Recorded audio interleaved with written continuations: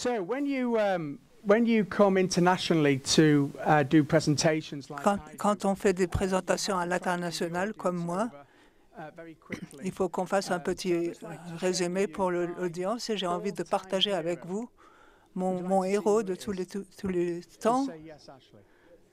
Vous dites, oui, Ashley, c'est cet homme-là, c'est mon héros.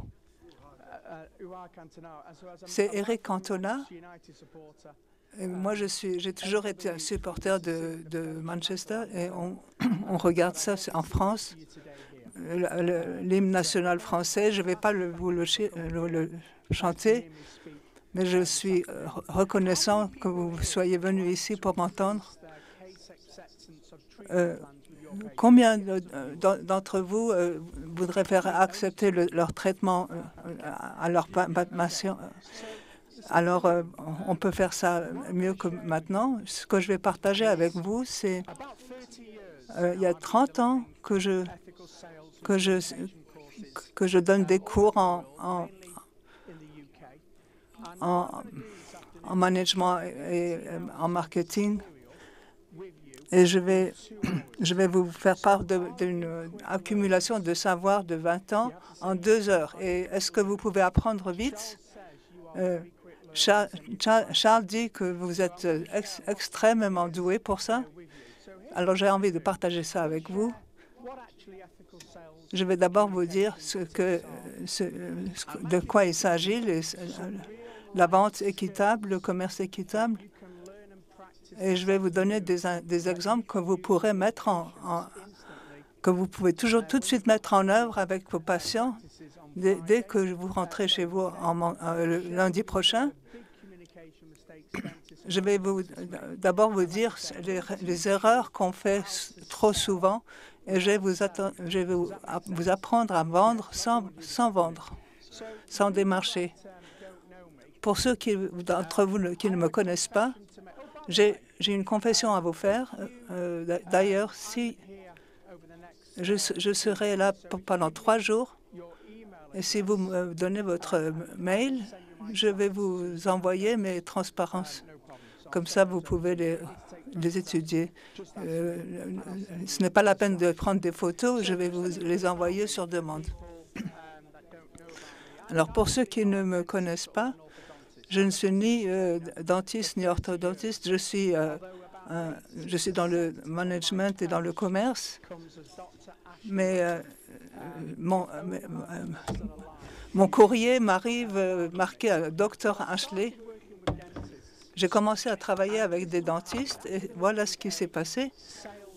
J'étais en train de donner une formation commerciale chez moi, dans mon village, dans ma ville, il y a à peu près 30 ans. Et il y avait des sujets, il y avait par exemple les vendeurs d'automobiles. Et juste à la fin de la liste, il y avait 2 dentistes et je suis allée les voir et j'ai demandé pourquoi est-ce que vous avez envie de faire une formation de vente.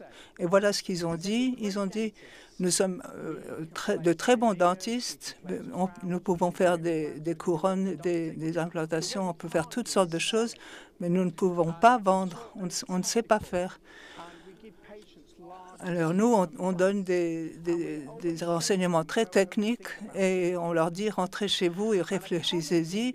Et ce qui arrive souvent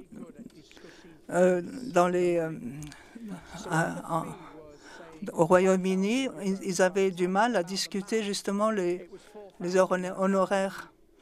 Dès qu'on ouvrait la bouche, on disait il y a 500 livres qui sont partis et si on fait autre chose, c'est 1000 livres.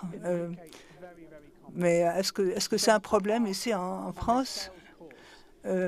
Alors, ils ont pris cette formation et j'ai demandé le 2e jour comment ils trouvaient. Et ils ont dit si, mais j'avais l'impression qu'ils n'appréciaient pas vraiment la formation. Et je leur ai dit que j'allais les appeler dans 6 semaines et voir comment ça s'était passé. Et est-ce que vous connaissez le sentiment d'avoir peur de donner un coup de fil parce que vous avez peur de ce que la personne va peut-être vous dire? C'était comme ça pour moi. Je regardais ce téléphone. Ça, ce sont les téléphones en Angleterre il y a 25 ans. C'était comme téléphoner à une copine pour un rendez-vous quand j'étais ado. Et je téléphonais, la fille répondait, je repassais le combiné, j'allais plus loin et je réessayais. Mais moi, j'étais tellement timide, je n'osais pas dire ce que je voulais aux filles. Alors là, j'ai donné des coups de téléphone. Et il y avait deux appels qui ont changé ma vie. Ces deux dentistes ont dit que ça allait beaucoup mieux. Les patients acceptaient leur traitement beaucoup plus facilement.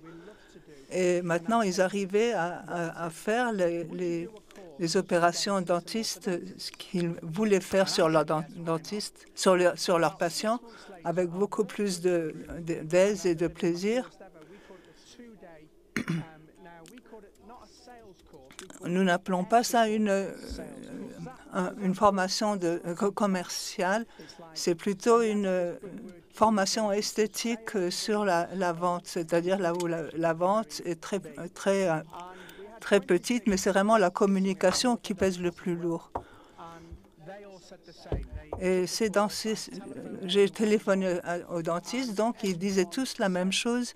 Ils ont tous dit que tout était beaucoup plus facilement acceptable pour les patients. Et c'est comme ça que cette aventure a commencé. Il y avait 2 dentistes au début, mais maintenant, ils sont plus de 32 000 dentistes et orthodontistes. Et je travaille avec la Ligue des orthodontistes en Angleterre sur la communication équitable et les ventes. Et j'ai déjà écrit des livres là-dessus et je vais en donner 2 à ceux qui auront la chance de les gagner. Et maintenant, j'ai fait 34 000 heures de formation. Et est-ce que vous pensez que je suis content d'avoir fait ces deux appels il y a toutes ces années? Et c'est vraiment ce que je veux partager avec vous. Il faut vraiment créer des relations qui marchent et les mettre en œuvre. Et ça, c'est un peu sur moi-même. Je travaille étroitement avec les compagnies d'orthodontistes et maintenant, ils sont beaucoup mieux acceptés par leur patientèle. Et je voulais juste vous donner quelques conseils que vous pourrez mettre en pratique lundi. Et ça, c'est ma femme, elle est avec moi. Graciela, elle est italienne. Nous venons de fêter nos 25 ans de mariage l'autre jour. Est-ce que vous savez comment faire marcher un mariage pendant 25 ans? Et est-ce que c'est une bonne idée d'être autant absent? Nous avons 2 filles et nous allons en France chaque année. C'est ce qu'on aime bien faire. Et j'aime bien la bicyclette. Pour vous autres, est-ce que vous avez envie d'acquérir de nouvelles connaissances? Est-ce que vous allez vous y jeter dedans? Est-ce que je peux être moi-même et vous donner quelque chose qui peut tout changer pour vous? Il y a quelques points qui sont très importants. J'ai déjà donné ces cours dans le monde entier, dans plusieurs pays. Et Charles a parlé justement des États-Unis et j'y vais quelques fois par an, enfin 3-4 fois par an pour des formations. Et ça marche où que vous soyez, aussi bien qu'en France ou en Belgique, où que vous soyez domicilié, ça marchera. Autre chose qui est très important, ne tirez pas de conclusions sur vos patients, mettez vos préjugés de côté. Et qu'est-ce que je veux dire par là? Qu'est-ce que c'est un préjugé? Est-ce qu'il y a quelqu'un ici qui qui aiment bien faire des recherches quand on achète quelque chose, on va sur Internet et on fait des recherches là-dessus. Est-ce que vous connaissez ça? Je sais qu'il y a beaucoup de dentistes qui font ça aussi. On avait un dentiste la semaine dernière qui a admis qu'il avait passé 13 heures pour 30 heures pour faire des recherches sur un lave-linge. Et c'était pour sa femme, en fait. Mais il fait ça tous les soirs. Et ça, c'est en général, il est vrai que les dentistes et les orthodontistes font beaucoup de recherches, mais ils ont du mal à finir un programme et le présenter aux patients et dire « Voici votre programme, rentrez chez vous et réfléchissez-y ». Et pourquoi est-ce que c'est comme ça? C'est parce que vous seriez comme ça vous-même. Je suis complètement contre la méthode forte. Il faut vraiment que les gens fassent un accord. Combien d'entre vous s'occupent des ventes? À peu près 6 personnes, à ce que je vois. C'est peut-être parce que la question vient d'être traduite que les gens n'ont pas réagi tout de suite. J'espère que mon humour anglais va passer en français. Je vais faire de mon mieux. Est-ce que vous avez entendu parler du lapin et du serpent? Vous voulez entendre l'histoire du lapin et du serpent? Il faut dire oui. Bon, oui. Le lapin et le serpent se rencontrent par hasard dans la forêt. Et le lapin dit au serpent, « Qui es-tu » et le serpent dit, « Moi, je ne vois rien, je suis aveugle. » Et le serpent dit, « Qui es-tu » et le lapin dit, « Je suis aveugle aussi et je ne vois rien du tout. » Alors, est-ce qu'on essaie de se toucher aujourd'hui et quand on repartira, on saura exactement qui nous sommes?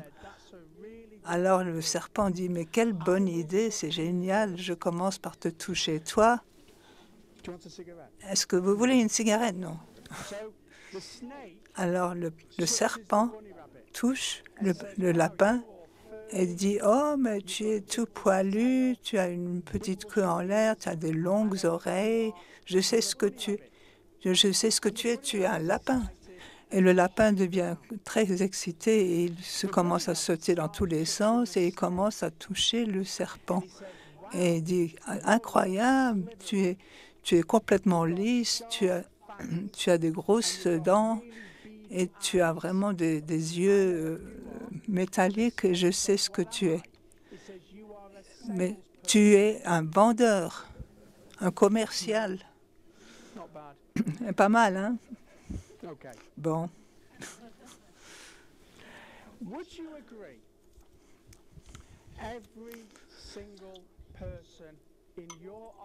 Chacun dans votre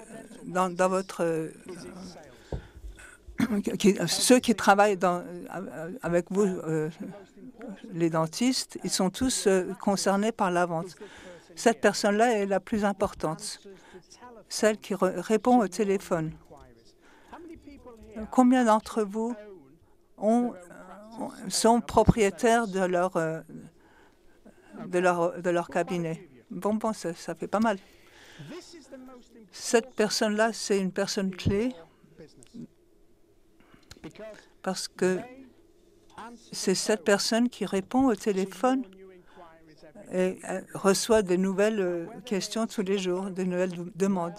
Et quand elle répond au téléphone, c'est elle qui décide si le patient va venir chez vous ou s'il va préférer aller ailleurs. C'est vraiment une personne clé dans votre travail. Alors, est-ce qu'on répond au téléphone à votre cabinet? C'est vraiment une mauvaise idée de répondre au téléphone à la réception. Il faut que ce soit un peu plus loin, un peu éloigné, parce que chaque fois quand quelqu'un vient se poser une question, faire une demande, et cette personne répond avec un patient devant elle, et cette personne-là qui travaille va vouloir raccrocher au plus vite pour pouvoir s'occuper du patient. Tout le monde, enfin ceux chez qui ça marche mieux, ils répondent au téléphone assez loin de la réception et du cabinet. Et même si vous n'allez pas apprécier ma présentation, retenez au moins cette seule histoire. Par exemple, est-ce que vous connaissez la position de l'officier qui évite qui bloque le démarchement, je pense, les ventes?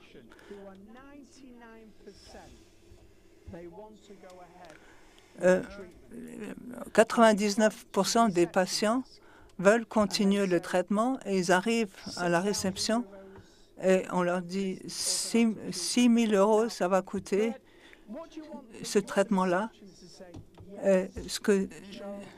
Ce qu'il faut dire, oui, non, mais Charles, il est vraiment excellent, mais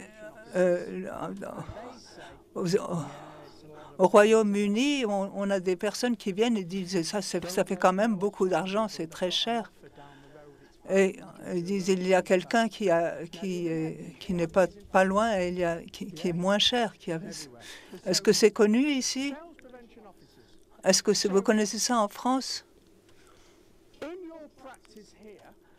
Dans votre cabinet, quand il y a quelqu'un qui vient, il parle d'abord à la réception, à l'orthodontiste, et il parle à tout le monde. Et chacune de ces personnes l'influence a quelque chose à dire pour que le patient continue ou non. Et ça, c'est mon hôtel préféré. C'est dans le district des Lacs, dans l'Angleterre du Nord. Et avec ma femme, nous allons faire des randonnées 6 ou 7 fois par an. Et ça, c'est l'hôtel le Lithwaite. Et nous sommes allés chaque année à l'anniversaire de ma femme, chaque année. Et la dernière fois, le serveur est venu, il nous a servi, il nous a pris d'abord notre commande. Et avant que le premier plat arrive, Grace, ma femme, a dit pourquoi est-ce que nous allons pas plutôt la prochaine fois dans un autre hôtel qui n'est pas loin? Et j'ai dit je veux bien. 10 minutes plus tard, le serveur est venu et il a dit monsieur et madame, voici des amuse-gueules pour commencer. L'année dernière, vous m'avez dit que vous aviez une allergie au caviar. Nous avons retiré le caviar et profité de vos amuse-bouches. Est-ce que ce serveur est un bon vendeur? Oui, il est, parce que maintenant il est sûr que nous reviendrons chez lui l'année prochaine. Chacun qui travaille avec nous est en train de s'occuper des ventes, en fait. Et la définition de la vente éthique, c'est vraiment de créer des relations. Et je vais vous dire comment faire. Il y a 2 moyens, les 2 meilleurs moyens que je connaisse pour que les gens vous adorent en quelques secondes. C'est ce que je veux partager avec vous aujourd'hui. Et deuxièmement, il faut poser des questions. Les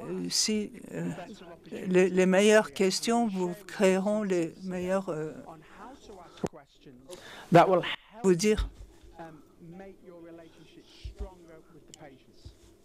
Now, the third thing Troisièmement, in ethical sales is we solve problems nous, in a language nous résoudrons des problèmes avec un langage que les you ever find patients comprennent. talking very technical. Est-ce que vous parlez souvent d'une façon très technique sur le traitement? Sometimes, Ça arrive, most of the time. la plupart du temps d'ailleurs. Je vais vous donner un exemple. So let's imagine Imaginons a travel agent que je suis and you un bureau de, come to me une agence de voyage on holiday, Ashley. And I say to you, what are you looking for? Euh, And you say, Ashley, we don't care. As long as it's got the sun, the sea, je veux juste qu'il y ait du soleil, du sable et de la sangria. say sex. Vous croyez que j'allais dire du sexe? I've got you to organize. Right. So should we go through that again? Bon, alors on recommence. On avait dit le soleil, la mer, Sun, le sable sex. et le sexe. Ok, d'accord, c'est ça que vous vouliez. Bon. Okay, now, Ok. I'm feeling sorry now for the En fait, là, je suis un petit peu désolée pour les interprètes parce qu'ils sont en train de se dire, mais qu'est-ce qu'ils me racontent là? Alors, du coup, maintenant, imaginons que là, c'est comme ça dont on va parler de la destination. Tout le monde comprend bien, là, je parle de la destination. Donc, on va dire, alors maintenant, je vais revenir un petit peu en arrière et dire, bon, bah alors voilà, mesdames, la bonne nouvelle, c'est que j'ai trouvé votre destination. Avant que je vous montre où vous allez aller, j'aimerais juste vous faire une petite présentation qui dure pas grand-chose, 30 minutes, dans l'avion qui va vous emmener là-bas. Donc, vous allez vous retrouver sur un Boeing 747. Il a un moteur avec 1,4 cylindres. Est-ce que vous voyez comment sont faits les cabines et comment sont faits les ailes? Regardez, c'est comme ça que ça marche. Ça vous intéresse ou pas? Non. Mais alors pourquoi ça vous intéresse pas? Parce que c'est trop technique. Bah voilà. Alors maintenant, qu'est-ce qu'adorent faire les dentistes et les orthodontistes? Ils adorent parler de la destination ou ils adorent parler de l'avion? Bah bien sûr, de l'avion. Et qu'est-ce qui intéresse le patient? La destination. Donc ça veut dire qu'aujourd'hui, moi je vais partager avec vous certains éléments de langage vraiment simples et qui pourraient vraiment vous aider lorsque vous êtes en train de présenter votre plan de traitement. D'accord? Alors, c'est-à-dire que le dernier point que je vais vous dire sur les ventes éthiques, c'est lorsque vous vous tournez vers le patient et vous lui dites, bon, alors voilà le problème, ça c'est la meilleure solution pour vous, le meilleur traitement pour vous. Et alors après, simplement dire au patient, qu'est-ce que vous en pensez? Et avec un petit peu de chance, le patient va venir vous voir et va vous dire, ah bah c'est exactement ce que je recherche. Et j'aimerais vraiment qu'on le fasse. Alors là, ce que j'aimerais, comme je l'ai déjà montré, c'est ça allait aller en 15 minutes. C'est simplement vous donner quelques petits conseils qui pourraient vous aider. Alors avant d'aller plus loin, ce que j'aimerais faire, c'est ça. C'est-à-dire que là, pendant 4 minutes, je vais me reposer un peu, d'accord? Et ce que j'aimerais que vous fassiez dans votre équipe, c'est que j'ai envie que vous pensiez à quelqu'un que vous connaissez et qui est vraiment bon en vente. Alors, ça peut être un dentiste, ça peut être un orthodontiste, ça peut être même dans n'importe quelle industrie, à dire vrai. Hein. Ça ne me gêne pas, ça. J'ai juste envie que... Oui, ça peut être Charles aussi, hein, si vous voulez. Hein. Mais parce que c'est quand même un bon commercial, on est d'accord. Donc, est-ce que vous voulez savoir comment je me suis retrouvée dans cette position? C'est parce qu'en fait, il était en vacances avec 2 de mes amis. Et il est remonté dans sa chambre pour me googler, et puis il est redescendu en disant « Mais c'est lui qui doit être un des orateurs pendant ma conférence ». Et puis la minute d'après, il est venu me voir, et puis je me dis « Mais il est incroyable cet homme-là ». Et alors je me suis dit « Mais ce Français complètement fou, il est venu m'appeler, etc. Il est venu me chercher ». Et je dis « Bon, bah ok, j'y vais ». Donc on voit que Charles, lui, c'est un bon commercial. Alors du coup, ce que j'ai besoin que vous fassiez, c'est dans vos équipes, c'est vous écrivez l'attitude, le comportement, les compétences démontrées par quelqu'un que vous connaissez et qui est bon sur le plan commercial. Et après, dans votre équipe, est-ce que vous pouvez discuter les attitudes, les comportements, les compétences qu'ils ont? Est-ce que c'est logique ce que je vous dis? Dites oui, Ashley, d'accord? Alors voilà, je vais vous laisser faire un petit travail collectif pendant 4 minutes. Alors ce qu'on va faire, c'est qu'on va désigner un chef d'équipe pour chaque groupe, d'accord? Donc allez, c'est simple. Est-ce que quelqu'un pourrait simplement faire comme moi? Tout le monde lève le doigt. Allez, on fait comme moi. On me copie, on lève le doigt en l'air. Et lorsque je dis go, lorsque je dis allez, allez, on lève le doigt. Et lorsque je dis allez, vous pointez du doigt une personne dans votre équipe qui va être le chef des grippes. Allez.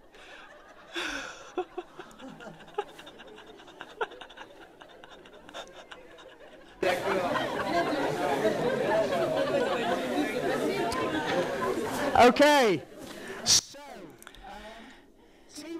Très bien. Alors, les chefs d'équipe. Les chefs d'équipe.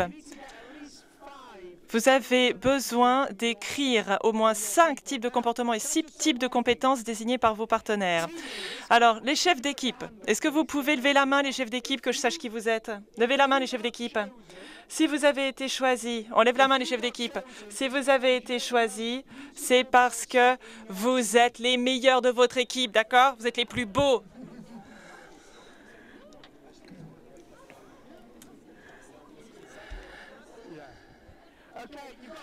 Allez, vous avez 4 minutes, au boulot.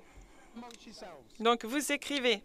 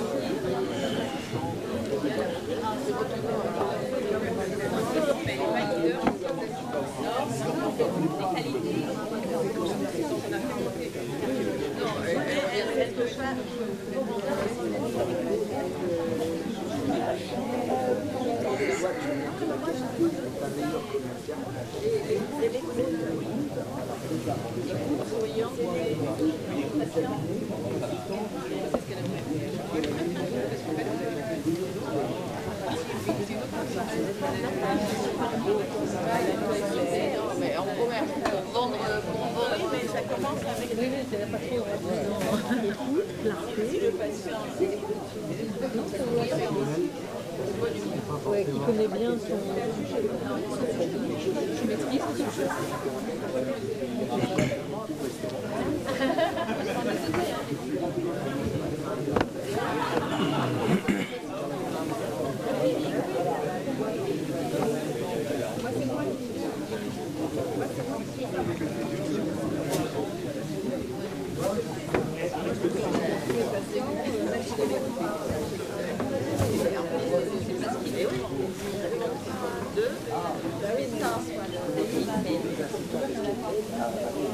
Non. Mais je ne voudrais pas garder.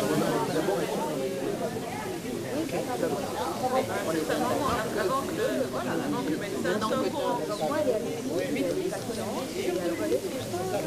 Et elle réexplique que des fois ils ont besoin d'avoir un rapport de hiérarchie.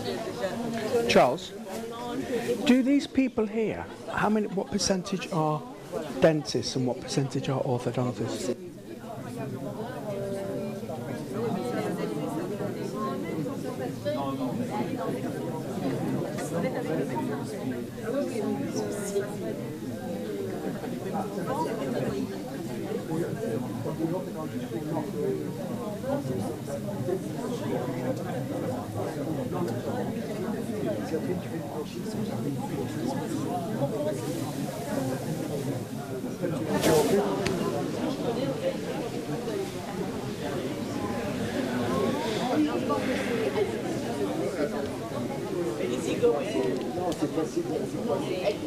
Alors, c'est le dépôt comme je l'aurais dit. Et puis, il y a pas de rapport de hiérarchie. Elles sont plus accessibles, si tu veux, pour quelquefois. D'accord, par les... Techniquement, c'est l'approche de la facilité. Non, en fait, ça veut dire qu'elle répond. En fait, ça veut dire qu'elle répond rapidement sur les actions. Oui, ou que vous mettez votre patient sur la voie. Des fois, il est pas voilà. En fait, il est plus à l'aise. Il est plus à l'aise avec son assistant. C'est pas avec Ça te permet d'avoir de casser la... So, okay, so team leaders. Très bien, alors les chefs d'équipe. Très rapidement, on va juste s'intéresser à vos résultats d'une table à l'autre. C'est François, c'est ça? Alors, est-ce qu'on peut avoir une petite minute de silence, s'il vous plaît? Alors, est-ce que vous pouvez me donner, allez, 2, 3, 4 éléments de votre liste? Alors, être empathique, vous êtes d'accord ou pas? Ouais. Ah, persévérance, ouais. La confiance en soi, on est OK ou pas? Après, c'est savoir challenger. C'est-à-dire pousser les gens de leur zone de confort. OK, super, merci. Qui d'autre? Qui d'autre a une liste? Qui était chef d'équipe? Il y a quelqu'un dans cette table-là? Non? OK, alors on avait l'empathie, la confiance en soi, les capacités, la persévérance. Après, un autre chef d'équipe qui veut dire quelque chose. Alors, ça veut dire qu'ils ont une bonne connaissance du produit et ils savent la valeur ajoutée de ce produit, ils croient dans le produit. OK.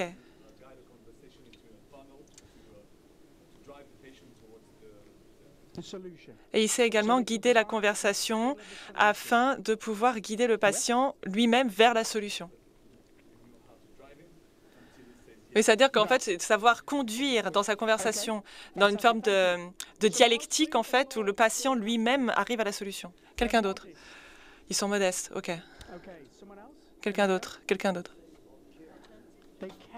Ils sont attentifs, ça les intéresse. D'accord. Quoi d'autre? Des bonnes capacités d'écoute. Est-ce que vous êtes d'accord avec ça, oui ou non? Des gens qui savent très bien écouter. Est-ce que vous êtes d'accord qu'il faut être passionné? Est-ce que vous êtes passionné par ce que vous faites? Oui. Quoi d'autre? Et ce sont des professionnels. OK. Qui d'autre? Bah, ils sourient, tout simplement. Bah ouais.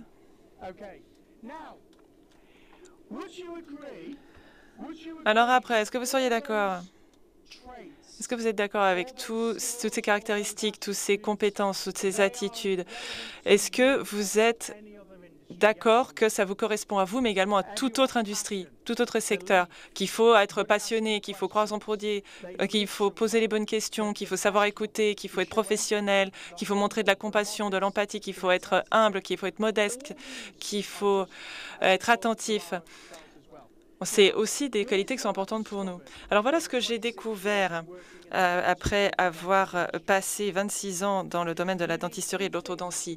Vous avez besoin de 3 éléments pour avoir du succès sur le plan commercial. Tout d'abord, il faut avoir une bonne connaissance de son produit.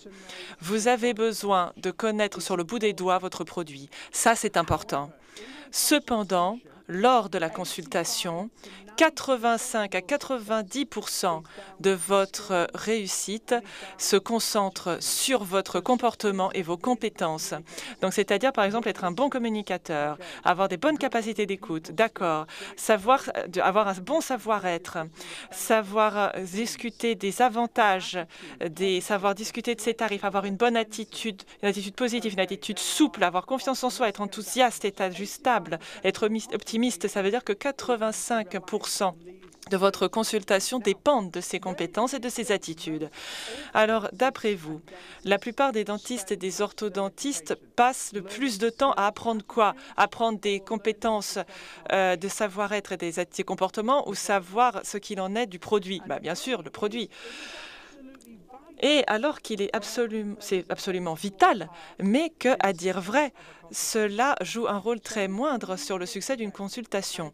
Donc, si vous quittez la salle aujourd'hui, et là encore, c'est un bel apprentissage que je veux vous transmettre, si vous voulez véritablement avoir davantage de succès, si vous voulez que davantage de patients acquiescent à votre plan de traitement de manière éthique, Eh bien, si vous prenez du temps à apprendre les bonnes compétences de savoir-être et les bonnes attitudes à avoir en plus des compétences produits, votre réussite va s'en être améliorée. Et je vais vous parler aujourd'hui des compétences essentielles. Donc, intéressons-nous au comportement. Est-ce que vous êtes d'accord que le comportement est important, oui ou non? Ben oui, ça c'est tout en fait, c'est essentiel. En France, actuellement, ou en Belgique, ou où que vous soyez, est-ce que l'actualité est brillante ou pas en ce moment? Parce que j'ai l'impression qu'on parle beaucoup de la récession. Non, c'est la même chose au Royaume-Uni, mais c'est la même chose pour vous, j'imagine. Parce que même avant la mort de la reine, on ne parlait que du prix du gaz, de l'électricité et la récession économique. Donc c'est pour cela qu'avoir une attitude positive, c'est très important. Avez-vous déjà rencontré quelqu'un ou travaillé avec quelqu'un dont on a l'impression qu'il se trimballe avec un nuage noir au-dessus de la tête? Oui? Mais ils arrivent au travail le matin et la première chose qu'ils vont dire, c'est « Ah, il pleut !» Ah, c'est nuageux. Il y avait des embouteillages. Je suis désolée, je suis en retard. Ah, donc, et en plus, super. Là, je vais recevoir Madame Jones, cette espèce de vieille sorcière. Ah, bah, super, la journée, elle va être encore meilleure, quoi. Vous connaissez des gens comme ça? Bah, ça, ce sont des gens qui empêchent les ventes. Et donc, en fait, ça représente quoi? Ça veut dire qu'ils mettent des nuages sur tout le monde. Donc, c'est pour ça que la caractéristique la plus importante, c'est d'avoir une attitude positive. Donc, vous savez qu'il y a bien des années, au Royaume-Uni, il y avait un film qui avait remporté beaucoup de succès, c'était Billy Elliot. Vous l'avez vu en France ou pas? Levez la main ceux qui l'ont vu. Ah, mais c'était bien, hein? Ouais, c'était vraiment marrant, non, comme film? Bon, alors si vous ne l'avez pas vu, c'est un film qui est vraiment excellent. En fait, c'est sur un jeune garçon qui va devenir un danseur de ballet à Newcastle. Et on sait que c'est une ville du nord de l'Angleterre, qui est un peu une ville ouvrière, et c'est un film qui est vraiment excellent. Donc en fait, il y a bien des années, donc là je parle d'il y a 15 ans, ma femme m'a demandé quelque chose. Elle m'a dit, Ashley, j'en ai vraiment marre. J'en ai vraiment marre d'aller voir ces groupes de musique pourris que tu m'emmènes voir. Est-ce que tu peux m'emmener voir un groupe que j'ai envie de voir pour changer? Et je lui ai dit, bah, ça dépend, tu veux voir qui, quoi? Et elle m'a dit, moi j'ai envie d'aller voir Billy Elliot. Mais je lui ai dit, mais c'est pas un groupe de musique. C'est un film. Elle me dit, non, c'est une comédie musicale et ils sont en production à Londres, là, et j'ai envie d'y aller, j'ai envie d'aller les voir. Et j'ai dit, ah bah ok, bah, très bien, je vais prendre des tickets, on va aller voir Billy Elliot. Et alors, j'appelle, bon, je vous dis, c'était il y a 15 ans, hein. Donc, j'appelle pour réserver les billets. Je leur dis, est-ce que je peux avoir des billets pour Billy Elliot pour ce samedi, ou c'était le samedi suivant, je ne sais plus. Et la femme qui était à l'accueil, elle m'a rayonné. Et donc ça, c'était vraiment un agent de prévention des ventes. Hein, parce qu'elle m'a dit, ah, mais mon bon monsieur, vous ne pouvez pas avoir de ticket avant dans 6 mois. C'est complètement plein. Et je lui ai dit, bah, ok. Donc, je vais quand même prendre ces tickets. Alors, je lui ai dit, très bien, j'ai quand même pris 2 billets pour aller voir Billy Elliot. Donc, ça veut dire qu'il fallait que je prenne le train pour aller de Manchester à Londres. Il fallait que je réserve un hôtel. Et je fais tout ça pour ma femme, pour qu'elle soit heureuse avec moi. Et donc, lorsque on va voir Billy Elliot, je suis à peu près à 5 sur 10, là. Là, je me dis, bah, je ne sais pas trop ce que ça va donner. Soit c'est bien, soit c'est pas bien. Et il y a 2000 personnes dans le public. 2 heures plus tard, tout le monde était debout à applaudir. Et ça a duré 10 minutes. C'est-à-dire qu'il y avait des gens qui étaient en train d'encourager les artistes pour leur performance. Et leur performance avait été complètement incroyable. Moi aussi, j'étais debout, moi aussi, j'étais en train de hurler de joie. Puis en fait, je pleurais d'émotion. Et j'ai pleuré que 2 fois dans ma vie. J'ai pleuré lorsque ma première fille, Enrica, est née.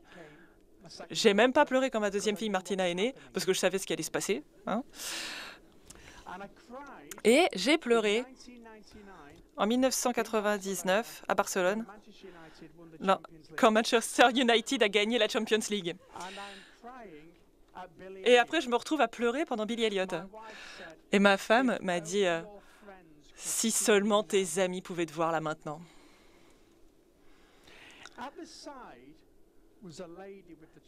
Et à côté, il y avait une femme avec une lampe torche là, et qui plaçait les gens, et moi je me suis tournée vers elle, et je lui ai dit « Mais j'arrive même pas à croire que je me retrouve ici et que je vis la meilleure soirée du monde. » Et elle me dit « Monsieur, c'est comme ça tous les soirs. » Je lui ai dit « Mais non, c'est impossible.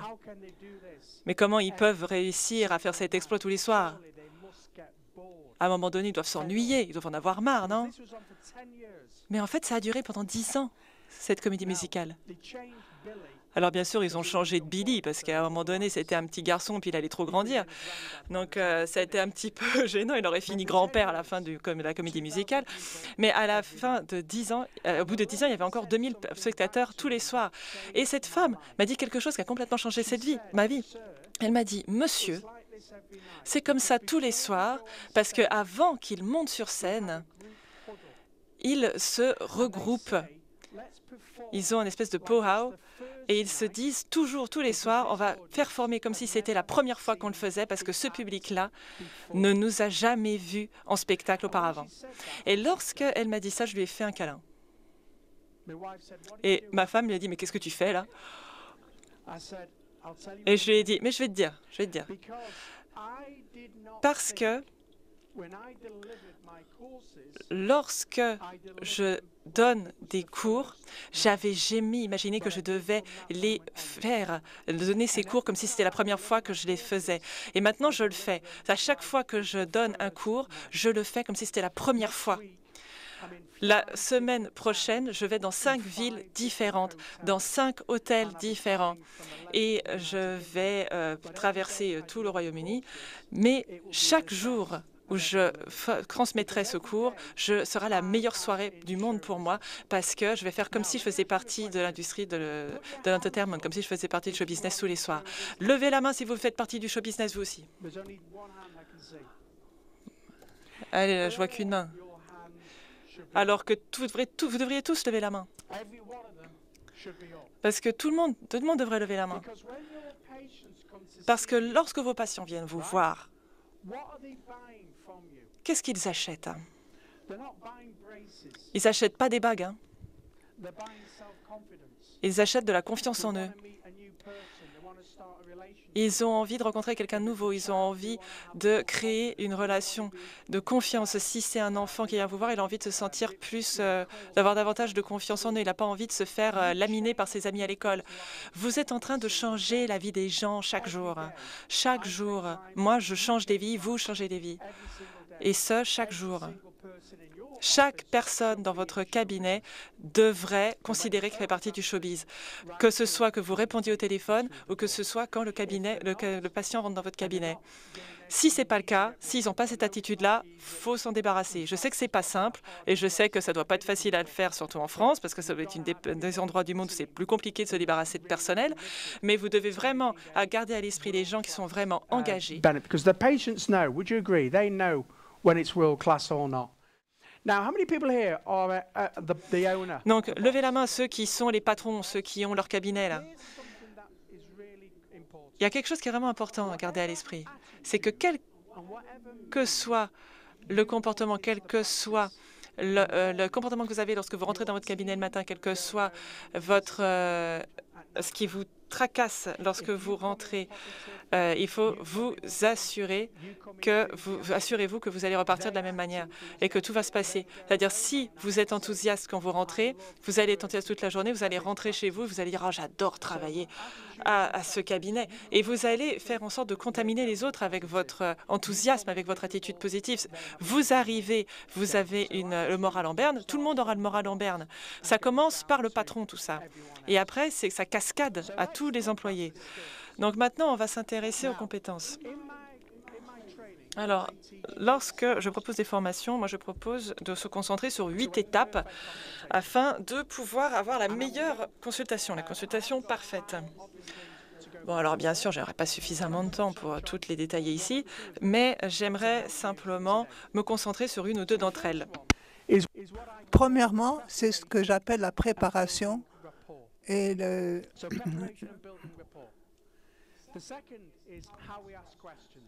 Et deuxièmement, c'est les questions que nous posons. Je vais vous apprendre quelques bonnes questions qui vont vous être utiles. Une fois que vous avez examiné le patient, vous lui proposez une solution, c'est-à-dire que le patient voit le bénéfice de vos actions. Et nous allons en parler un peu ici. Il faut aussi des preuves. Et après, on discute sur l'honoraire et on présente l'honoraire avec confiance. Est-ce que vous connaissez les patients qui disent « Combien tu dis ?» Ça semble beaucoup, tout ça. Et il faut arriver à surmonter cet obstacle-là. Et nous leur donnons un service de première classe et peu à peu, nous allons voir de plus en plus de patients qui viennent. La première étape et la plus importante, c'est de créer un rapport avec le client. Est-ce que vous avez entendu parler de ce livre, Comment faire des amis et avoir des influences? C'est la troisième, c'est le livre qui a eu le plus et le numéro 3 en vente au monde. Connaissez-vous les deux premiers livres? Non, ce n'est pas cela. C'est la Bible et Harry Potter, voilà. Dale Carnegie a écrit ce livre qui est devenu très, très célèbre. Il y parle. Si les gens vous intéressent, les gens vous portent un intérêt en retour, un intérêt sincère, et c'est ça le mot-clé. J'ai un client, un très bon client, qui s'appelle Simon. Il est dentiste et il est basé à Bournemouth. C'est sur la côte sud, c'est sur une plage. Un jour, il a reçu une demande un vendredi soir de la part d'un patient qui était intéressé par un traitement. Il a immédiatement répondu.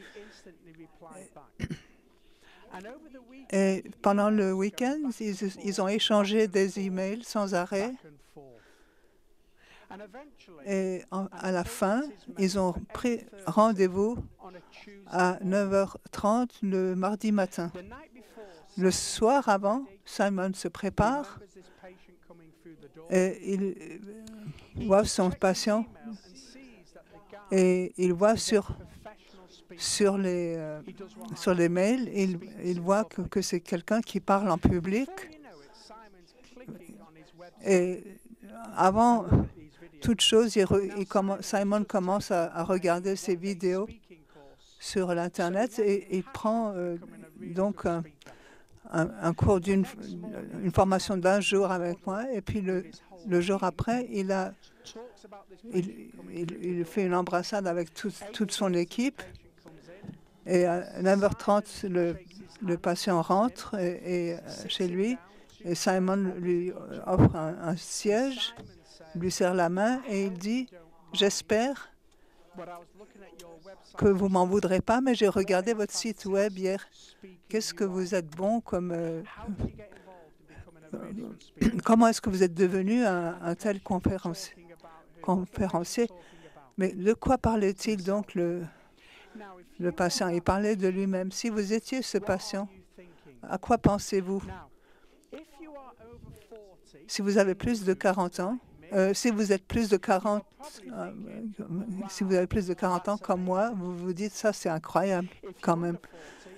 Si vous avez moins de 40 ans, vous pensez un peu différemment. Mais Mais une demi-heure plus tard, le patient a fait un contrat pour une intervention pour 6 000 livres. Et ce qui s'est passé, c'est qu'il est devenu sincèrement intéressé par cette personne. Et une fois que ça s'opère, la magie et la réaction, et c'est vraiment cette étape-là qui est la plus importante dans la vente.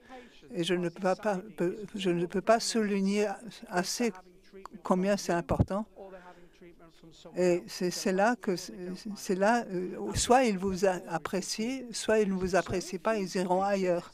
Et si vous arrivez à visualiser ça, votre équipe de réception a reçu une nouvelle demande.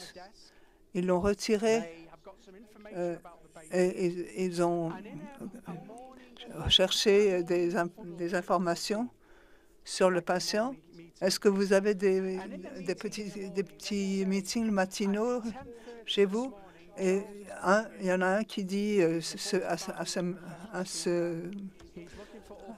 ce meeting, il y a Charles qui va venir ce matin. C'est un conférencier professionnel. Il a divorcé. Il aimerait apprendre un dassin. Il veut avoir de nouveaux amis. Une fois que vous avez toutes ces informations, vous pouvez vous en servir pour vous lier, pour vous créer un contact avec le client. Et puis le client va vous dire, ça c'est quand même impressionnant. C'est donc la préparation, c'est tout ce que vous faites avant que le patient rentre chez vous, rentre dans votre cabinet. Et si vous avez des informations sur le patient, sur le passé du patient, ça va vous aider. Je sais que, par exemple, dans ma vie personnelle, il y a quelques années, je voulais faire un emprunt pour aider un ami à construire une maison. Et j'avais besoin d'un emprunt de 150 000 livres. Alors, j'ai contacté 2 banques. La première était la mienne, chez laquelle je suis depuis 30 ans. Et il y a 2 dames qui viennent chez moi à 2 heures. Et à 4 heures, il y a un autre banquier qui vient d'une autre banque. Donc, à 2 heures, il y a deux dames qui s'assoient avec moi et disent, Monsieur Latta, qu'est-ce que vous travaillez? Quelle est votre profession?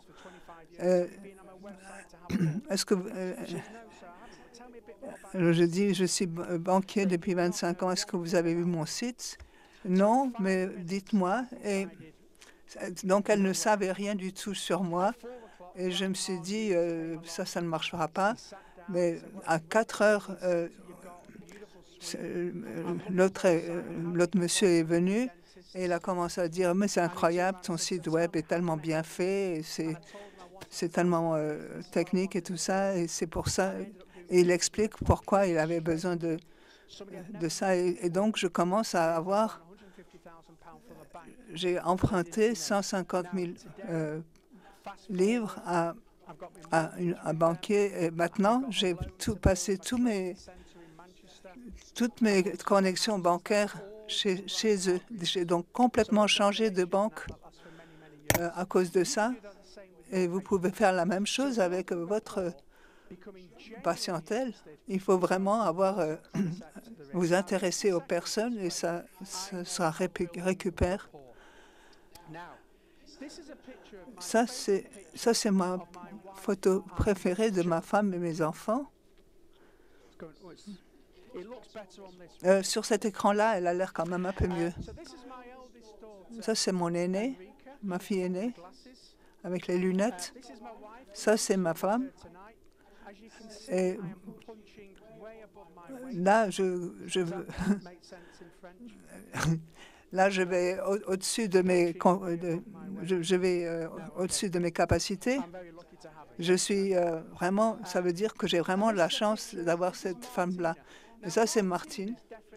Et elle est vraiment à moi parce qu'elle me ressemble beaucoup. Vicky, je ne suis pas sûre qu'elle me ressemble, mais elle est à moi. Et ma femme est très stricte et précise. Et Et ma fille aînée, elle avait un petit ami qu'elle gardait secret. Nous, on savait qu'il existait. Et moi, je disais toujours, allez, viens nous le présenter.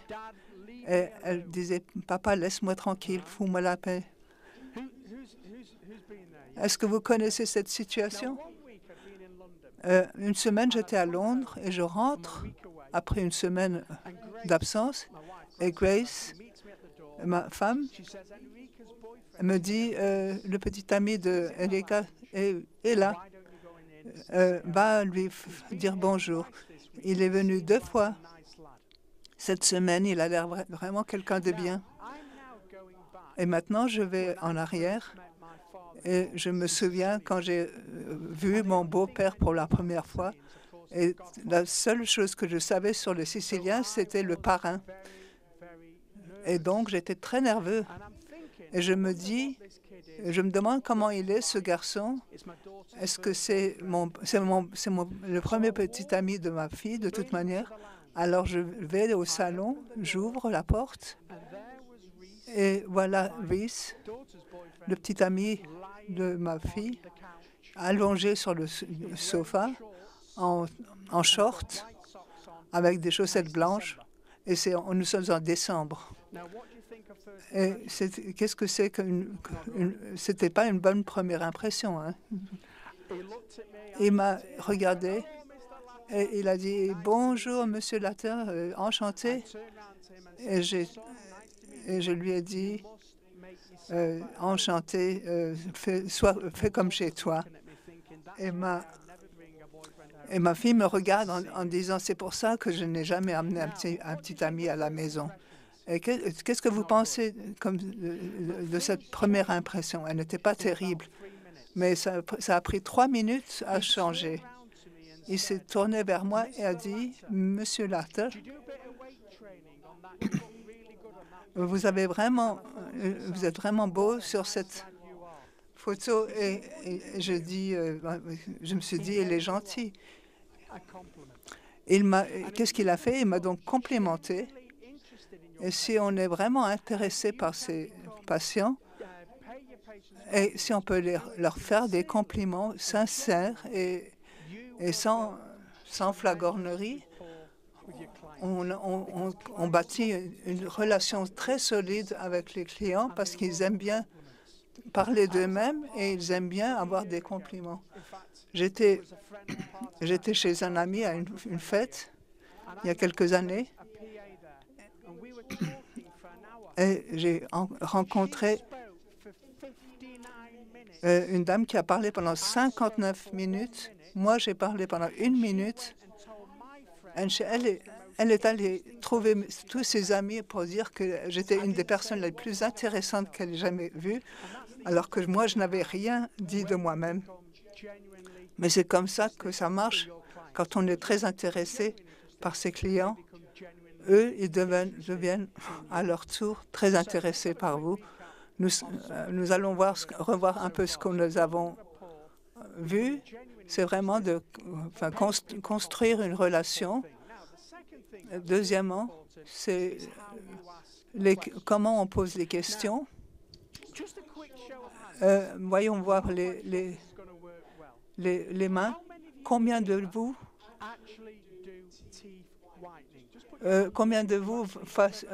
offrent des blanchissements de dents dans vos cabinets? Levez bien les mains. Et les autres n'offrent pas ce service, ne proposent pas ce service de blanchir les dents.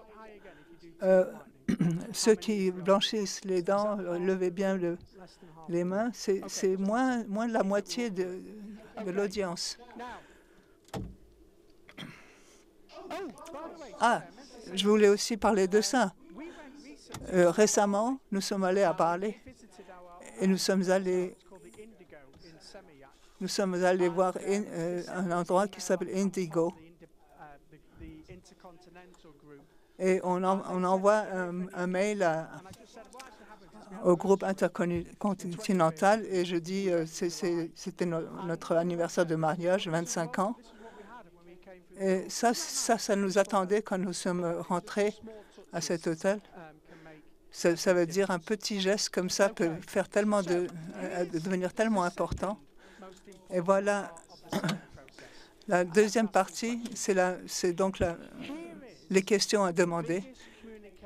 Et voici donc la plus grande erreur de communication,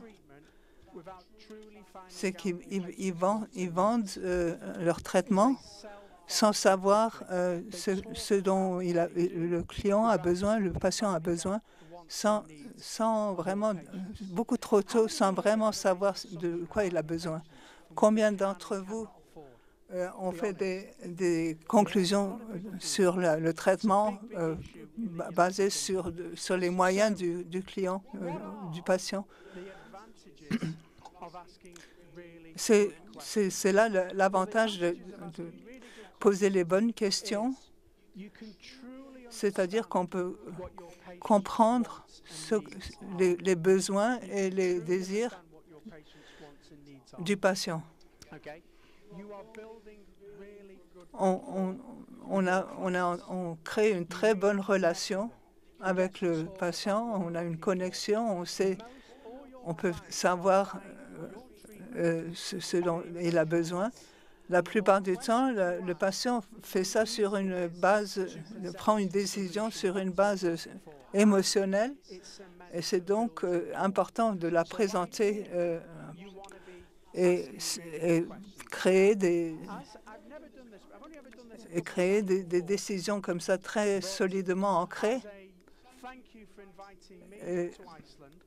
Merci de m'avoir invité en Islande et en guise de remerciement, je vais vous donner des conseils que vous pourrez mettre en œuvre lundi. Il y a donc 4 genres de questions que vous pouvez poser à votre patient. Cette transparence-là serait peut-être celle qu'il voudrait prendre en photo. Je vais les voir avec vous tout de suite. D'abord, quand le patient se présente pour un traitement, il faut lui poser la question « Comment ça va? Quelle est votre situation actuelle?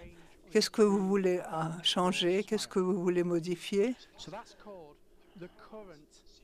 Ça, on appelle ça donc la situation actuelle. Et les deuxièmes questions sont sur si on avait une baguette magique et on regarde les dents, qu'est-ce que vous voudriez voir? Quel est votre objectif? Quel serait votre sourire parfait? Ça, c'est donc définir le souhait. Et après, est-ce que le patient a réfléchi pendant un moment ou est-ce qu'il s'est réveillé avec cette pensée instantanée? Bien entendu, il a réfléchi depuis un certain temps. Donc, il faut lui poser la question suivante. Depuis quand as-tu pensé à ce traitement et pourquoi veux-tu prendre cette décision maintenant?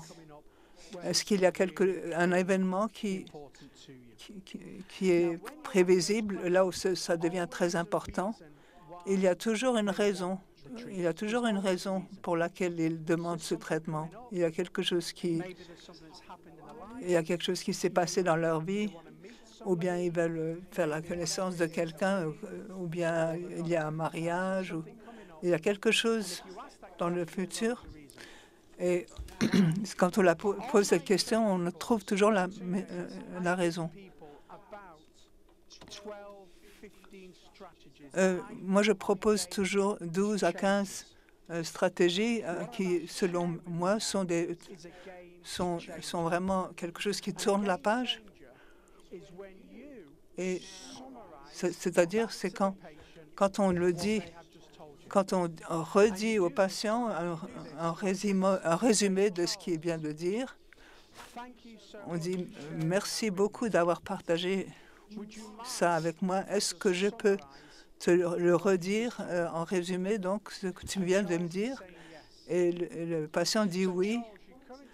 Et donc, l'état actuel des choses, tu n'aimes pas tes dents de devant, elles sont un peu de travers et tu veux qu'elles soient droites et qu'elles soient même plus blanches. Et ça fait un moment que tu y penses, mais la raison principale, c'est que ta fille va se marier dans 1 an et tu veux être beau sur la photo. Est-ce que c'est vrai? Magic word, which is what? Et qu'est-ce qu'il a dit, Charles? Le mot magique, oui. Et combien de fois est-ce qu'il a dit oui? Il l'a dit bien des fois. Donc, lorsque vous posez des questions, lorsque vous résumez ce que le client vous a exprimé, ils vont commencer à vous répondre oui. Alors là, j'ai une autre bonne question à vous poser. Charles, si on pouvait réaliser ça pour vous, qu'est-ce que ça représenterait pour vous? Quelle différence ça ferait dans votre vie? Et le patient va venir vous voir et vous dire, eh bien, ça va me permettre de sourire sans arrière-pensée au mariage de ma fille, ça me donnera confiance en moi. Qu'est-ce que fait le client? Qu'est-ce qu'ils font là? Ils sont en train d'acheter votre traitement, alors que pourtant, vous ne leur avez pas encore parlé de traitement. C'est ce qui s'appelle comment vendre sans vendre.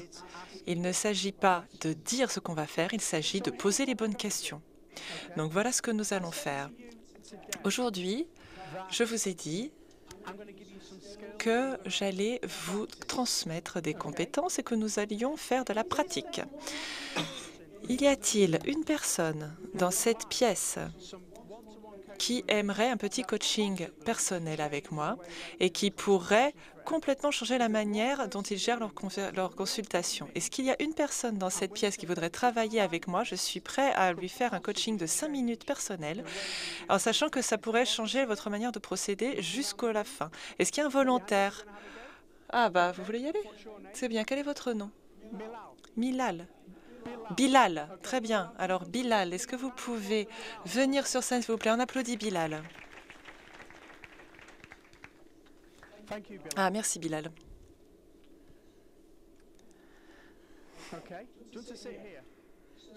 Allez, venez, asseyez-vous ici. Donc vous avez dit avec un B, Bilal. Ben, j'ai l'impression qu'il y a un grand M là sur votre étiquette, alors du coup, c'est pour ça que je me suis trompée. Alors, est-ce que vous voulez bien jouer le rôle du patient? Quel est votre nom? Patricia, très bien. Alors tout le monde, arrêtez ce que vous êtes en train de faire. Regardez. Alors tout d'abord, est-ce que je peux vous dire merci d'être un volontaire pour cette expérience? De rien. Alors je ne sais pas si vous savez cela, mais dans le book des records, le book Guinness des records, il y a une liste des 10 choses dont les hommes et les femmes ont le plus peur. Est-ce que vous voulez savoir ce qui figure dans le top 10? Les serpents, le vertige, les hauteurs. Mais non, il n'y a même pas les dentistes dans la liste. Donc, vous inquiétez pas, vous n'êtes pas dedans. L'effet de voler, la peur du vide, la peur de voler et la peur d'être volontaire. Oui, d'accord, c'est ça. Et le numéro 7, c'est la peur de la mort. Et le numéro 1, c'est le fait de parler en public. Vous saviez ça? Alors, ne vous inquiétez pas, je ne vais pas vous dire de parler en public. Mais alors, juste, si on y pense, imaginez que vous allez à un enterrement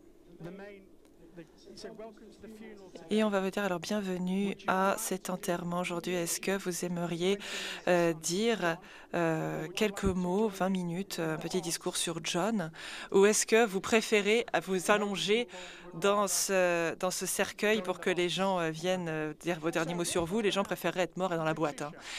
Alors, Patricia, voilà ce qui va se passer. Vous venez pour une consultation avec Bilal. Donc, vous êtes en train de construire un lien, donc tout va bien. Et vous pouvez dire, ben voilà, moi j'aimerais avoir un traitement en orthodontie, par exemple. Et ce que j'aimerais que vous fassiez, Bilal, ce serait de suivre le flot de questions là que je vous ai mentionné à l'écran. Et j'aimerais que vous regardiez ce que vous en pensez. Alors déjà, est-ce que ça vous semble utile avant que je commence? Est-ce que c'est un petit peu différent de la manière dont vous procédez actuellement? Ah bon, parfois, d'accord. Alors on va voir comment vous vous débrouillez. Alors, je vais être honnête. Là, je suis en train d'aller au-delà de ma zone de confort parce que je suis britannique, n'est-ce pas? Et j'ai jamais fait ça devant vous, Français. Donc, je vais dépasser ma zone de confort. Si vous avez envie de de m'offrir un verre ce soir pour compenser, n'hésitez pas. Mais alors, Bilal, vous allez dire à Patricia, est-ce que je peux vous poser quelques questions pour savoir comment je peux vous aider du mieux possible? Après, vous suivez la structure. Alors, s'il vous plaît, tout le monde, un petit peu de silence, on se concentre. C'est hors micro, je n'entends pas, malheureusement.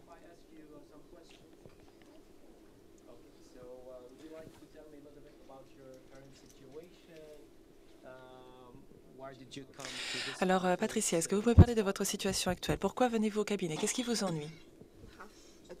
Alors, je voudrais bénéficier d'un traitement et j'ai entendu parler de votre cabinet, donc c'est pour ça que je suis là. Donc, en fait, là, voilà, c'est un miroir là que je vous tends. Ah oui, d'accord, très bien. On va prétendre que c'est un miroir. Alors, je sais que c'est une brochure, hein, mais aujourd'hui, on va faire comme si c'était un miroir, d'accord? Ah d'accord, très bien, c'est un miroir. Bon. Alors, si vous vous regardez dans le miroir, est-ce que vous pouvez m'indiquer exactement ce que vous n'aimez pas à propos de vos dents? Alors déjà, pour l'exercice, c'était une très bonne question, mais juste poser une seule question à la fois, s'il vous plaît, parce qu'après, elle va oublier. Donc la question était, qu'est-ce que vous aimez le moins à propos de vos dents? Mais de toute façon, j'aime pas mes dents. Mais est-ce que vous pourriez être un petit peu plus spécifique? Qu'est-ce que vous n'aimez véritablement pas sur vos dents? Qu'est-ce qui vous vient en premier à l'esprit? Ah, ce sont vos canines qui vous gênent le plus. Bon, oui, il faut garder le miroir, hein? Oui, oui.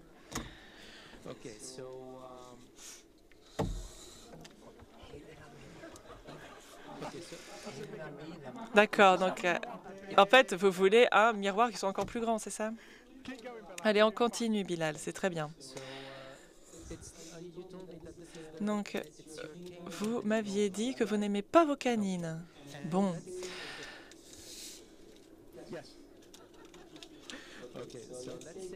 Alors, on va dire... Imaginons que je peux changer les choses pour vous et que j'ai une baguette magique. Dans un monde idéal, comment seraient vos canines? À quoi vous voudriez que cela ressemble? Comment voudriez-vous que ce soit vos dents? Je voudrais avoir les dents droites, en effet, et pour pouvoir sourire.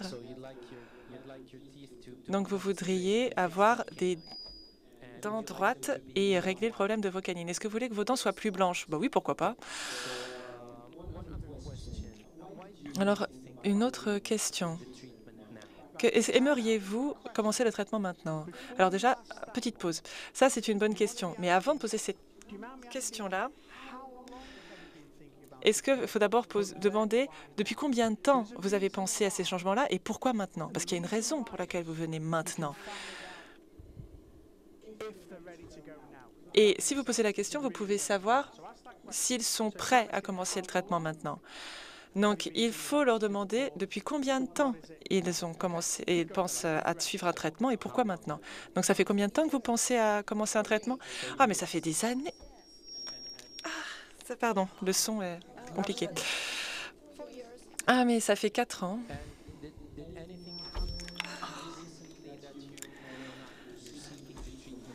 Et est-ce qu'il y a des éléments particuliers qui ont eu lieu dans votre vie qui fait que vous voulez être traité maintenant? Eh bien, en fait, j'avais une situation personnelle qui était un petit peu compliquée, des obstacles dans ma vie. J'ai envie que les choses changent. Bon, très bien. Donc, on va voir si j'ai bien tout compris. Alors, c'est très bien. Est-ce que je peux faire une petite pause? Comment il se débrouille, là, Bilal? Très bien, hein? Ouais, bravo, Bilal.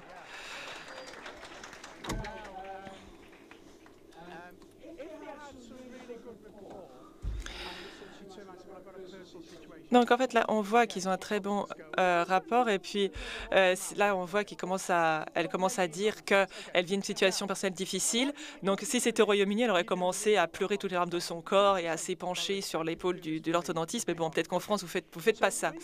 Mais en tout cas, merci de vous prêter au jeu. Alors déjà, ce qu'on fait à ce moment-là, c'est toujours dire aux patients, Patricia, est-ce que je pourrais juste tenter de reformuler ce que vous venez de me dire? Et le patient a souvent dit oui, parce que de toute façon, on a envie qu'elle dise oui. Alors allez-y.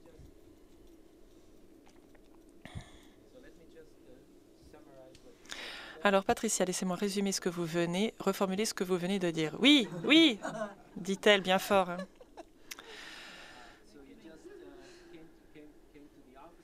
Donc, vous êtes venu à mon cabinet. Oui, oui, bien sûr, j'ai entendu parler de vous.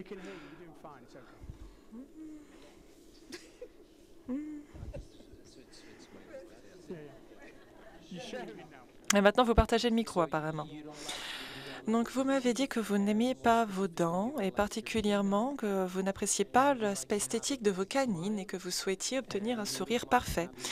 Vous aimeriez également que vos dents soient blanchies et ça fait maintenant un certain temps que vous avez pensé à ces procédures. Et vous souhaitez avoir recours à ce traitement maintenant, en tout cas vous y pensez très sérieusement, puisque vous faites face à une situation très particulière. Est-ce que vous avez compté combien de fois elle a dit oui?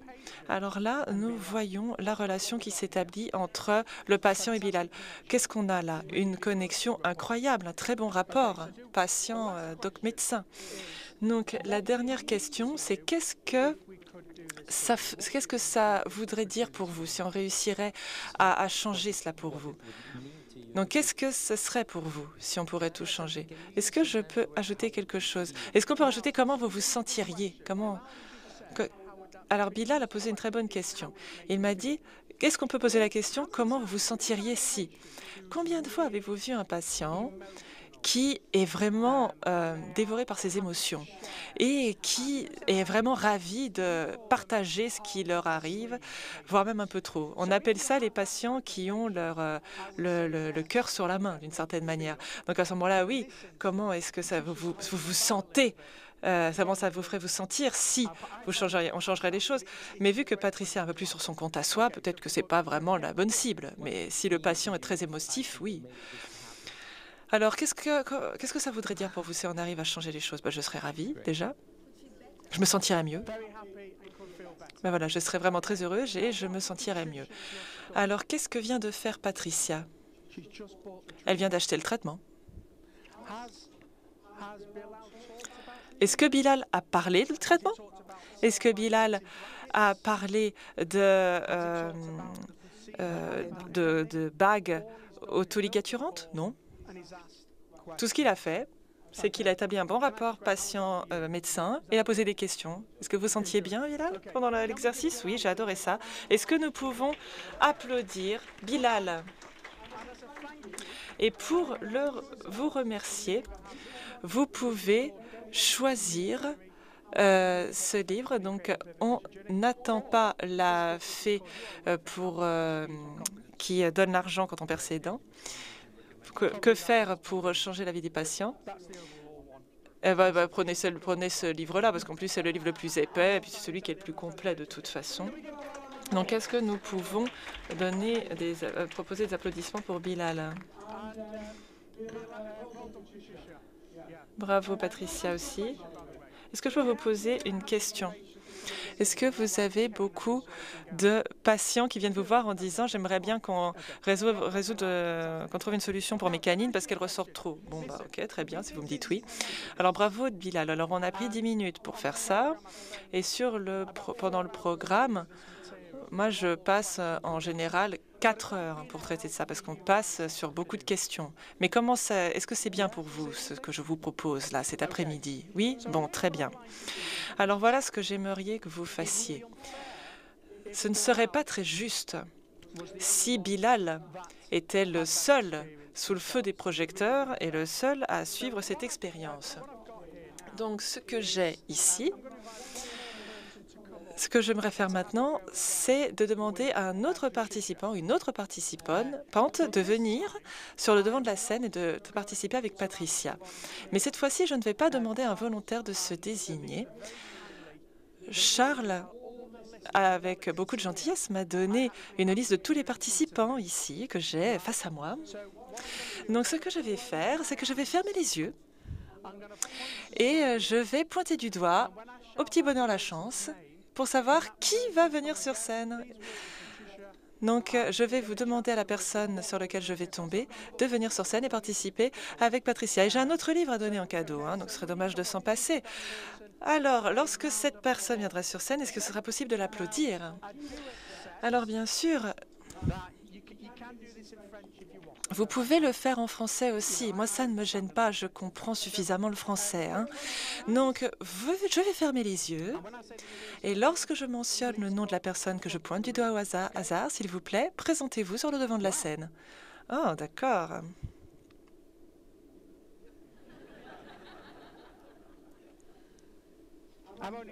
Non, je rigole. Alors, qui a vu son cœur s'emballer là? Qui avait le cœur qui s'emballait? Qui a commencé à avoir les paumes de main en sueur? Non, non, je rigole. Alors, juste avec un petit peu plus de sérieux, avec la personne qui est juste à côté de vous, avec votre voisin de table, j'aimerais que vous fassiez l'exercice pendant 3 minutes, avec une personne qui joue le rôle du patient et l'autre qui joue le rôle du dentiste ou de l'orthodontiste. Je vais laisser les questions affichées à l'écran. J'aimerais que vous pratiquiez pendant environ 3 minutes. Et je vais pouvoir par la suite vous en apprendre davantage sur la manière de présenter et de vendre vos solutions de traitement. Donc, s'il vous plaît, je vous donne 3 minutes. Vous pratiquez maintenant avec votre voisin de table. Et je vous promets que si vous mettez ça en pratique maintenant, vous allez commencer vraiment à le mettre en pratique au cabinet lundi. Allez, c'est parti, 3 minutes.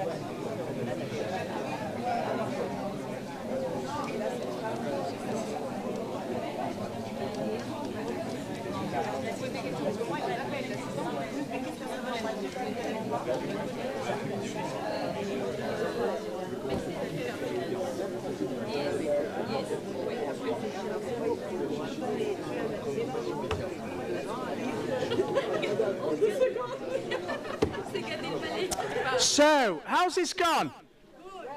How did it go? Yes? C'est très difficile.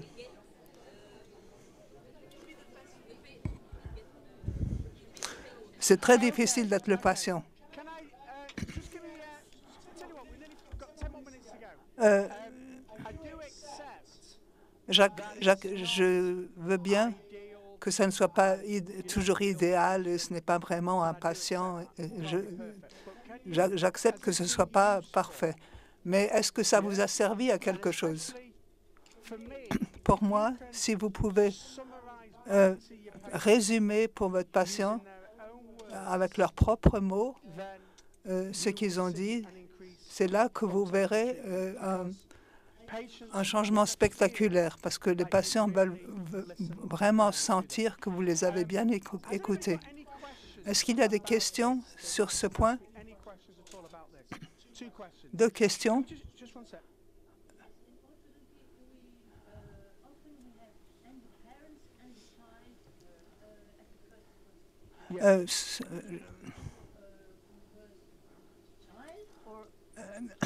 Souvent, nous avons des parents et des enfants. Est-ce qu'on parle aux parents ou les enfants? Un bon ami à moi, orthodontiste, le plus vous faites de relations avec l'enfant, les meilleurs rapports vous aurez avec la mère. Et j'entends beaucoup dire que les enfants ne parlent pas ou ils sont difficiles. Mais ils parlent si on trouve quelque chose, un point d'intérêt, et ils vont parler. Mais il faudrait en effet poser des questions à l'enfant, parce qu'ils racontent souvent qu'ils sont taquinés en classe, et ce sont des choses qu'ils ne disent peut-être pas aux parents. Et à ce moment-là, il faudrait introduire la maman. Bilal, tu avais une question? C'était vraiment, c'était celle-ci. Alors, tout va bien. Bon.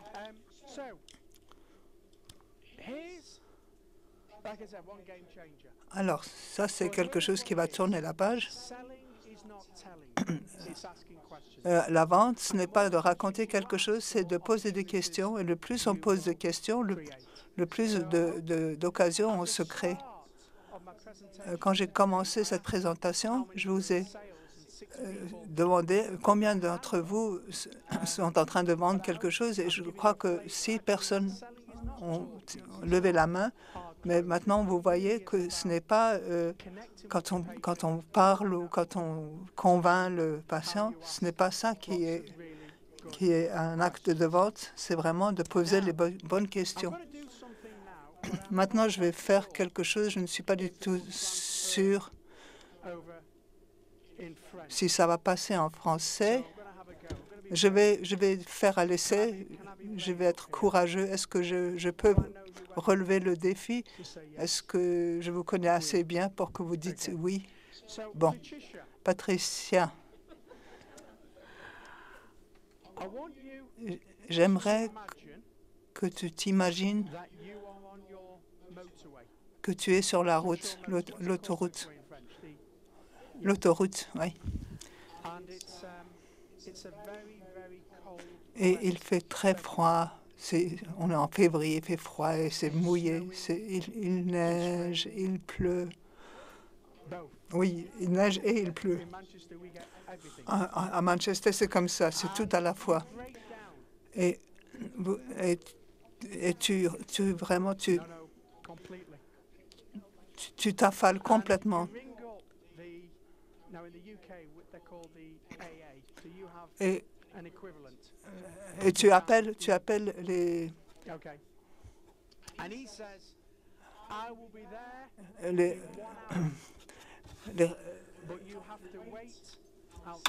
non, ce n'est pas ça.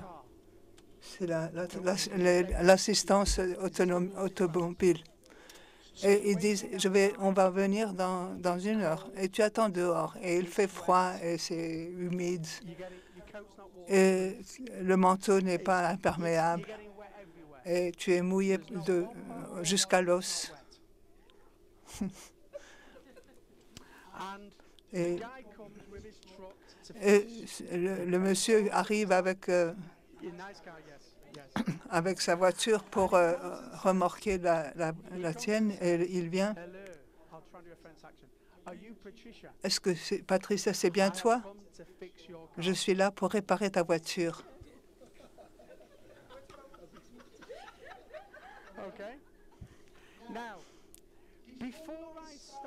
Avant que je commence à réparer ta voiture, j'aimerais que tu viennes avec moi dans ma camionnette et j'aimerais te montrer tous mes outils et comment ils marchent. Viens avec moi, n'aie pas peur. J'ai un outil tout neuf qui marche drôlement bien que je vais employer sur ta voiture et je veux que tu vois comment il marche. Allez, viens. Tu ne le regretteras pas.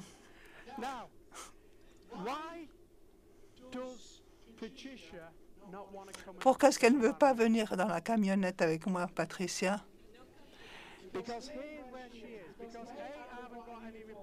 Parce qu'on n'a aucune relation préalable. Voilà ce qu'il y a.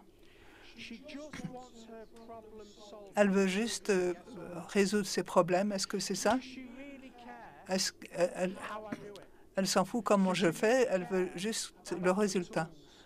Mes outils ne l'intéressent pas. Non, elle n'est pas le moins du monde. Elle veut juste arriver à port.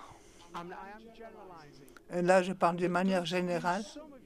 Mais est-ce que certains parlent parfois des outils aux patients? Est-ce que ça vous arrive de toutes sortes de détails techniques? Oui ou non? Oui, ça arrive, non? Si j'ai vos assistantes ici, je leur demande, est-ce que l'orthodontiste parle de choses techniques aux patients qui les ennuient? Et elles vont dire oui. Vos patients vont dire oui, je comprends tout ce que tu me dis. Et ils font comme ça. Mais quand tu sors de la pièce, ils reviennent à l'assistante et dit, est-ce que vous pouvez dire ce que Patricia vient de dire? Parce que je me souviens que le travail, c'est de définir la destination du patient et lui montrer comment y arriver. Mais ils n'ont pas envie de savoir quoi que ce soit sur la voiture. Bien sûr, on a besoin de parler un peu du voyage même. Et il faut que ce soit consenti, mais il faut mettre l'accent sur la destination. Et ça vous donnera davantage de patients qui vont accepter par avance le traitement d'une manière très équitable. Est-ce que ça a été utile? C'est parfait. Bon. Alors, on va revoir un peu la présentation en vitesse, là. Au début, j'ai commencé à parler, à vous poser la question, combien d'entre vous sont en train de vendre quelque chose? Est-ce que je peux voir des mains? Et alors, c'est tout le monde. Vous êtes tous en train de vendre quelque chose? Et la personne clé dans le cabinet, c'est les gens à la réception. Alors, la vente, il y a 8 étapes pour faire une bonne consultation. C'est vraiment la connexion au client, c'est résoudre les problèmes et poser des questions. C'est vraiment ça qu'il faut faire. Et en espérant, probablement, ils diront oui. 85% de votre succès futur dépend de vos aptitudes et de vos attitudes. Autre chose est beaucoup moins important. Tout ça, c'est une question d'attitude. Et souvenez-vous de Bell et Elliott. Tout le monde est dans le monde de show business.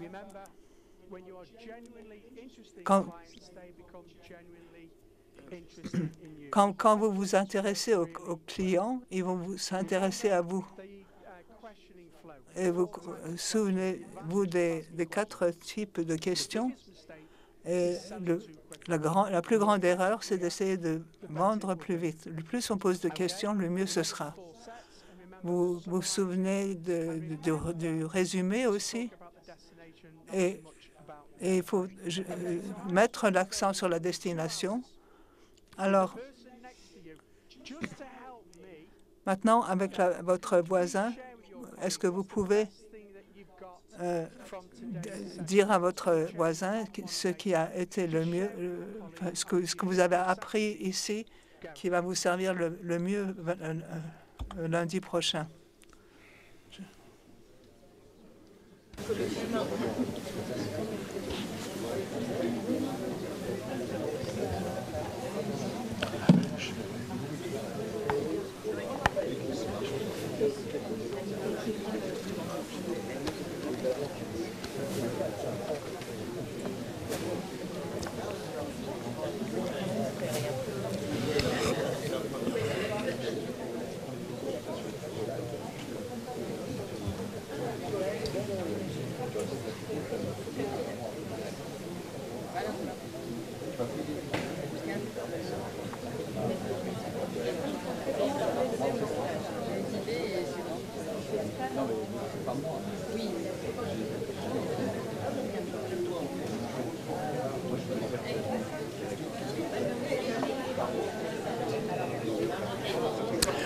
Okay, so alors,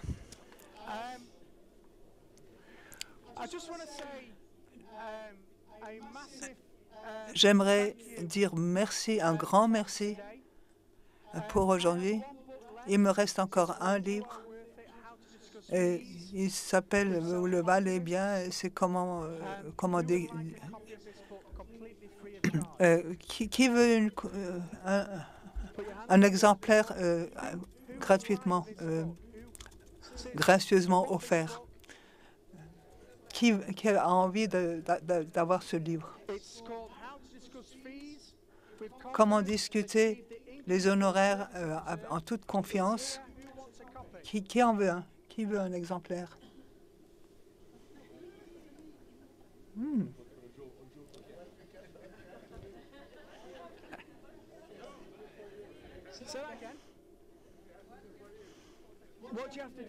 Qu'est-ce qu'il faut faire?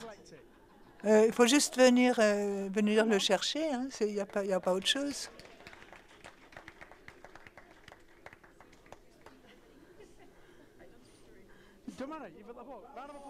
Allez, applaudissez pour la dame.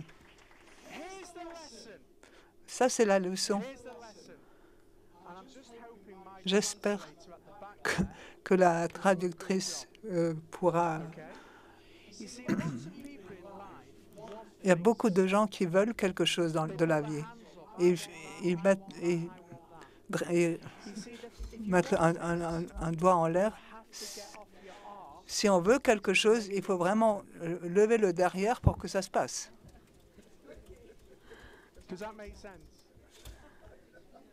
Oui, ou se sortir les doigts du cul, si on veut.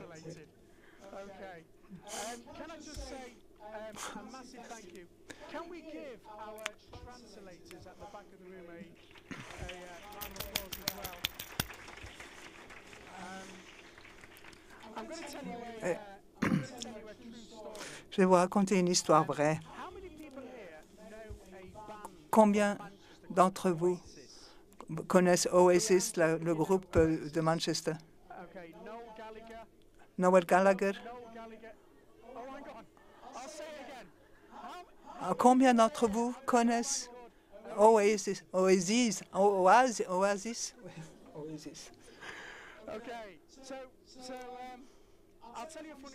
Je vais vous dire une histoire drôle. Vous les avez entendus parler déjà?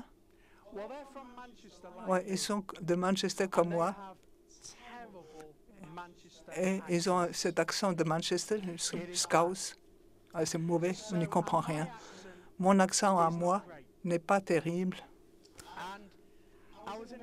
J'étais en Amérique juste avant le COVID et j'étais en train de donner une formation.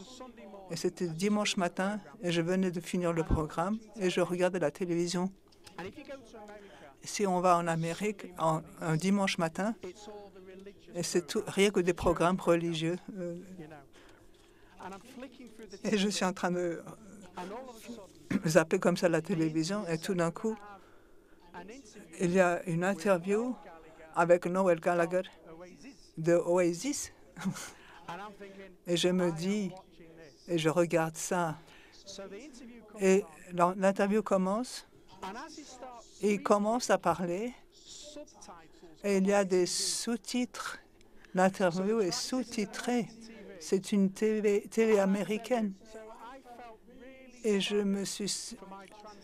Je plaignais la traductrice qui a été obligée de traduire ce que je dis à tous ces gens francophones. J'espère qu'elle a bien travaillé. Et vite fait, si vous êtes content de cette journée, moi et Charles, nous avons discuté. On veut vous proposer une formation en France. Je pensais que c'était Paris, mais lui, il dit c'est Nice. Je ne sais pas comment je vais y arriver, d'aller à Nice, mais ça peut se discuter. Mais si vous voulez faire un programme avec moi, où on peut réviser toutes les 8 étapes, vous vous adresserez à Charles pendant les 2 journées qui suivent et on va réaliser ce projet. J'aimerais vous quitter avec une transparence. Moi, je ne joue pas au golf. Je vis sur un terrain de golf, par contre.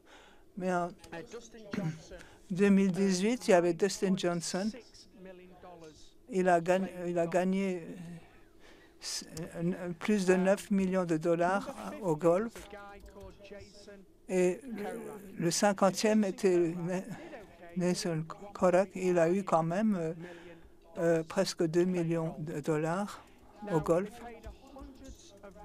Ils ont joué des centaines de parties. Et il manque malheureusement le bas de la transparence. Mais la différence entre le numéro 1 et le numéro 50, ce sont 4 jeux sur des centaines de parties.